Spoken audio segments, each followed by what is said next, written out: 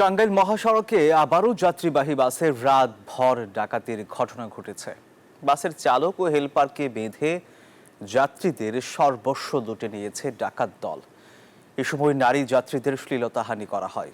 ডাকাতির ঘটনায় মালামাল উদ্ধার সহ দোষীদের শাস্তির দাবি জানিয়েছেন যাত্রীরা।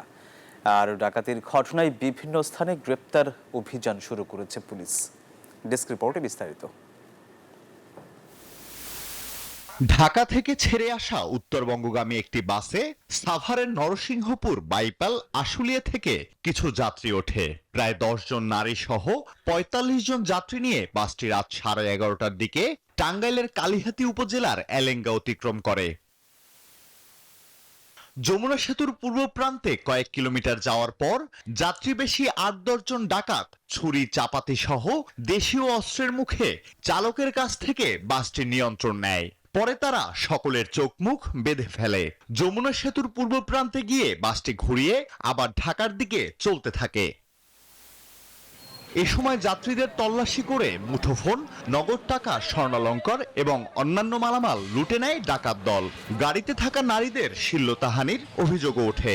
আমাদের একটা ফোন নিছে, বাটন ফোন, একটা টাচ ফোন নিছে, আর সোনার কানের দুল, নগদ 2000 টাকা, আর হলো নাকফুল। চোখ বান্ধিছে, হাত বান্ধিছে, বাঁধে কানের সোনা আছিল তা খুলে নিছে, নাকের ফুল খুলে নিছে। মহাসড়কের শিবপুর এলাকায় বাসটি ফেলে রেখে যায় বলে জানায় বাসের হেলপার। এলেঙ্গা পার হওয়ার পরেই আমার ড্রাইভার ওকে ছোড়া বাঁধায় গালায়, কোমরে। আমার ড্রাইভার গাড়ি বদ্ধ করে দেয়, রাস্তা ছেড়ে মাইস্টার। ডাকাতির ঘটনায় ভুক্তভোগী বাদী হয়ে থানায় মামলা দায়ের করেছেন। ডাকাতদের ধরতে অভিযান অব্যাহত আছে বলে জানায় পুলিশ।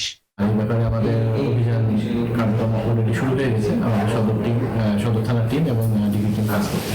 এর আগে চলতি বছরের 17 ফেব্রুয়ারি টাঙ্গাইলের এই মহাসড়কে ইউনিক রয়্যালসের একটি বাসে ডাকাতি ও নারীদের শ্লীলতাহানির ঘটনা ঘটে। আলহাদি খান, ডেস্ক রিপোর্ট, নিউজ 24।